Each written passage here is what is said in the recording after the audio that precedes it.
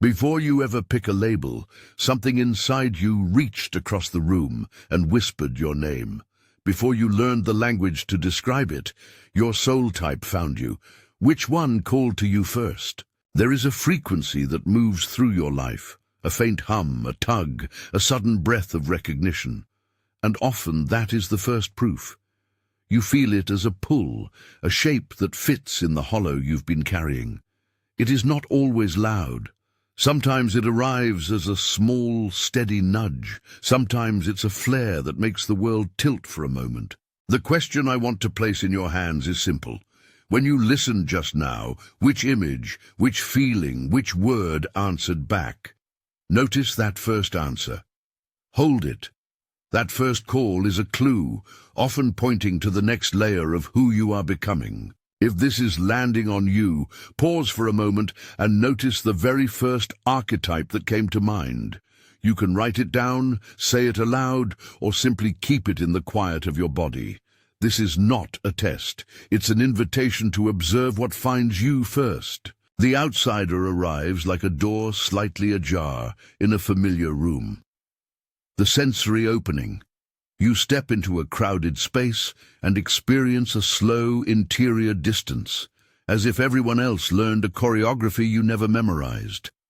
You may feel like a different temperature in the air around you, your thoughts moving on a trajectory others don't yet see. In life, the outsider shows up as the person who reads the room differently and acts from that difference. You notice patterns other people ignore, you hesitate to mirror group consensus, and you often find yourself carrying ideas that feel ahead of their time. Your strength is perspective. You hold a vantage point that can reveal future possibilities and strategic edges. The common misunderstanding is that you don't belong or that you are aloof. People might call your silence standoffish. What they don't see is an interior richness and a readiness to move when the timing is right. To recognize this archetype within you, check. When you enter a social or professional situation, do you find yourself quietly cataloging what's off, what's missing, or what could be different? Not to rebel, but to orient toward what's next. The wanderer appears as a horizon you can't stop looking at. The sensory opener for the wanderer is the gentle, persistent itch behind the ribs, a sense that there's more to touch, more terrain to cross, more languages to learn. Achievements arrive and then lose their sheen. Completion feels provisional because the wanderer's engine is expansion. In life, this archetype manifests as someone who collects experiences and moves forward with curiosity rather than restlessness. You follow threads outward, new cities, new books, new projects, new roles. Your strength is capacity for growth. You refuse to be finalized, always experimenting with the version of you that hasn't been written yet. The common misunderstanding is that you are avoiding roots or commitment. Others may misread your departures as fear of intimacy, when often you are simply answering a deeper call to learn through movement. To recognize the wanderer in you, notice whether milestones leave you quietly unfulfilled and whether the prospect of a new path lights a kind of calm hunger instead of panic. The anchor arrives like the steady hand that holds a line in turbulence. Its sensory signature, a settling heaviness that feels both grounding and weighty, as if your ribs are the keel of a ship. You are the person people text when storms roll in. In life, the anchor shows up as steady presence. You keep promises, you remember details, and you carry the emotional seam so others don't have to. Your strength is reliability. You create space for others to breathe and find their footing. The common misunderstanding is that you are stoic or unflappable to the point of not needing care. People may expect you never to shift, overlooking the burden you sometimes shoulder in silence. To recognize the anchor, ask, do people often depend on you to stay put when everything else moves? Do you find yourself prioritizing others' balance at the expense of acknowledging your own fatigue? Containment is a hush with capacity. The sensory opener is that quiet where complexity sits without urgent fixing.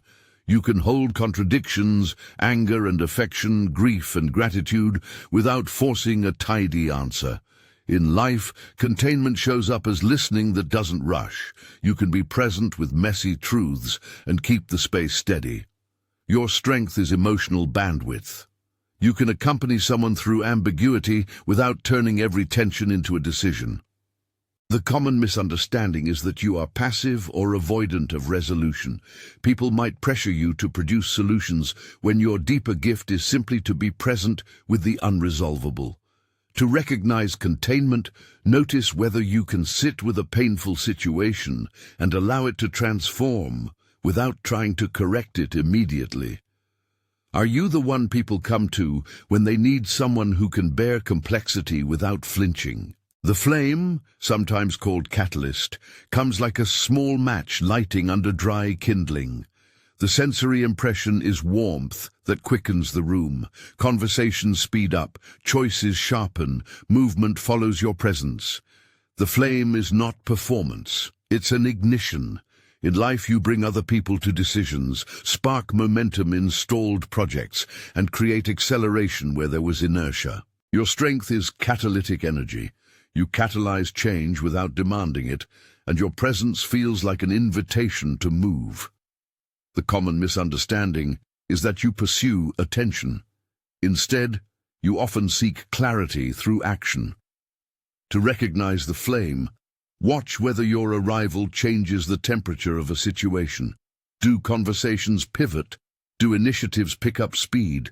Do people find themselves acting more quickly because you were there? The sentinel sits at the edge and watches both the horizon and the threshold. The sensory opening is heightened awareness. You notice the small shifts in routine, the tightening in someone's voice, the tiny door left open. In life, the sentinel is the early alarm and the steady guard. You anticipate risk, safeguard values, and call attention when something seems off.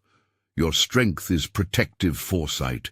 You keep systems intact and people safe by anticipating what could go wrong. The common misunderstanding is that you are anxious or controlling. People might misread your caution as pessimism, when actually you're oriented toward preservation and careful stewardship. To recognize the sentinel, consider whether you often find warnings in the quiet, patterns you sense before they become obvious to others, and whether you feel a responsibility to prepare or protect. Each of these portraits is brief, because the first call you feel rarely arrives as a full biography. It is a tone, a shape. It is the echo that lands first and points. Listen to that echo, not as a label that traps you, but as a signpost toward a version of yourself asking to be lived. The archetype that called to you first is often less about who you are now, and more about the direction your spirit is coaxing you toward. Consider how this works in practice. A person who has always been seen as dependable may hear the wanderer's whisper during a season of stagnation. Their default identity, steady, reliable, remains true, but a new thread tugs. Study abroad, a late career pivot, a sabbatical that changes the contour of their life. The first call was not a negation of their anchor nature, it was a soft summons to a next layer. Similarly, someone recognized as privately intense, an outsider, might feel the flame ignite in a new work environment and discover that their singular perspective can now catalyze group movement. That call does not overwrite the past. It folds it into the next chapter. Seasons matter more than we often admit. There are times when life invites contraction and hospitality, seasons where the anchor and containment archetypes become vital. People need steadiness, complexity held safely, and presence that does not demand action. There are other seasons of expansion, transitions, midlife recalibrations, or losses that push the wanderer forward. There will be crossroads and crises where flame and sentinel surface, one to accelerate decision, the other to guard the passage. Every archetype tends to prefer certain weather. When stagnation sets in, it often wakes the wanderer. You begin to notice how small rooms feel smaller, how completed tasks sit like cups half empty. That's the wanderer's call. Not necessarily dissatisfaction with what you've built, but curiosity about what else could be built. When the world shifts, a new relationship, the end of a long chapter, a sudden responsibility, the sentinel and anchor rise to meet the need for protection and steadiness. When complexity swells, containment shows its value by staying with the difficulty rather than fixing it. When the collective or a team needs momentum, the flame moves in, making the next step visible and unavoidable. Think of these archetypes as instruments in an orchestra, rather than fixed roles carved into stone. The same person can play the cello one season and the clarinet the next. The first instrument that called you may be the instrument you are now learning to tune.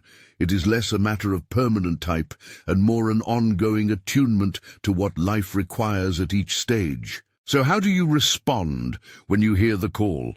The invitation is gentle and practical. Observe, practice small alignment, and allow the unfolding. First, observe without judgment. When the outsider image surfaces, don't rush to prove it to others. Notice where you felt that different temperature and let the detail teach you. When the wanderer tugs, watch which doors open in your imagination. List one small experiment that allows you to reach without burning your bridges. When the anchor's weight arrives, name one boundary you can set to stop absorbing everyone else's storm alone. When containment appears, practice presence. Ask someone to be with you in complexity without fixing it, and notice how that steadies the field. When the flame surfaces, choose one micro-action that channels your catalytic energy. A brief call, a meeting where you intentionally move a stalled project forward. When the sentinel speaks, create a simple safeguard, a plan, a check-in, a practical restraint that honors your foresight without becoming hypervigilance. Alignment does not mean dramatic overhaul. It often begins in tiny, repeatable practices. You do not have to throw your life into the wind to listen to the wanderer, nor must you close off change to be an anchor. Try small experiments that honor the call. A week of saying yes to curiosity, a weekend of silent journaling to hold complexity, a single meeting where you bring a spark to a stalled conversation. Notice how the body responds when you act in resonance. There is usually a subtle loosening, a clearer breath, a sense of matching rhythm. Pay attention to the friction too. Misunderstanding is a natural part of the process. If you are the flame and people mistake your speed for impatience, learn how to name your intention before you act and invite others into the tempo.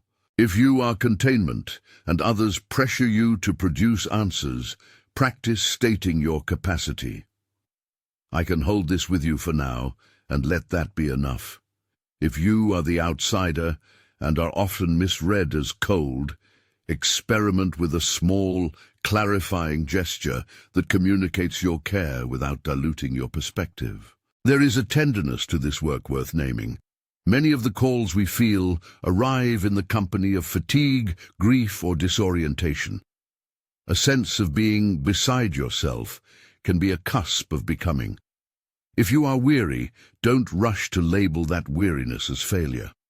Try asking, what archetype might be trying to emerge through this fatigue? Weariness often precedes a reorientation, and gentle attention is the soil for new growth. You might find more than one archetype calling in quick succession. That is normal. Life is rarely a single, clean note. When two calls overlap, say a flame and an anchor, listen for the conversation between them.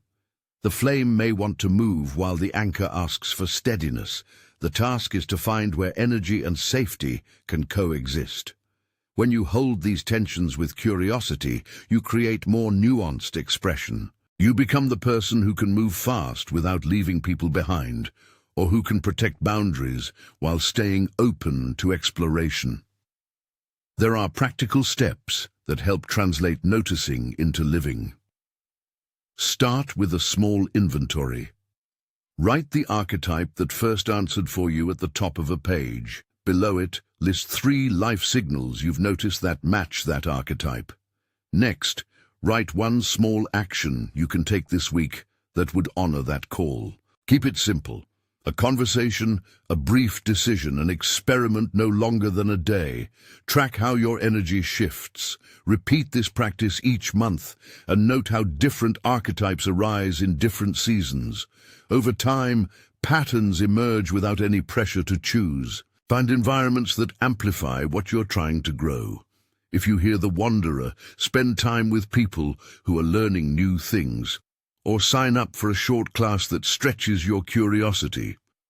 If you hear the anchor, look for roles or relationships where steady presence is recognized and reciprocated.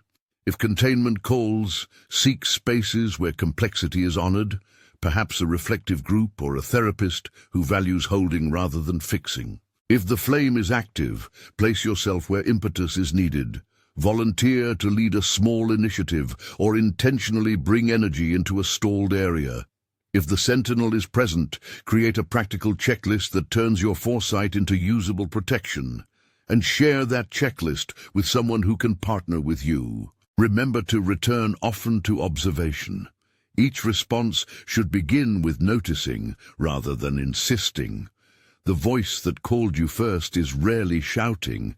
It tends to be patient, persistent, and intimate. Your job is to lean in with curiosity and a willingness to test the shape of it. There is also a communal dimension to this discovery. When we name which soul type called to us first, we gain clarity not only for ourselves, but for how we show up for others. Anchors support flames in moments of acceleration. Containment helps wanderers make sense of what they carry back from the road. Sentinels can alert outsiders when their foresight will be most useful. The archetypes are interdependent instruments of a larger human symphony. Recognizing your role invites you to collaborate more generously and to accept support where you are weak. As you go, be gentle. None of these calls is a verdict. They are invitations. They do not condemn you to a single path nor promise a flawless unfolding. The call is a guide, not a guarantor. You might answer it imperfectly, you might change course tomorrow. That is the point. Life invites you into practice, not perfection. So return now to the first image you held when you began listening. Which soul type called to you first? Let that recognition be a small lamp on your desk rather than a banner sewed across your chest. Use it to make one modest choice this week that honors the call. Maybe you'll reach out to someone who sees you, or perhaps you'll take a tiny step toward the horizon you glimpsed.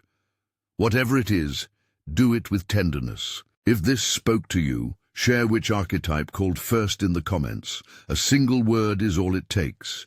And if you want a deeper, guided exercise to explore the call you felt, subscribe or follow for a short worksheet and a gentle practice to help you notice the seasons of your soul. Your first answer is not the end of the story. It is the beginning of a quieter, truer conversation with who you are becoming.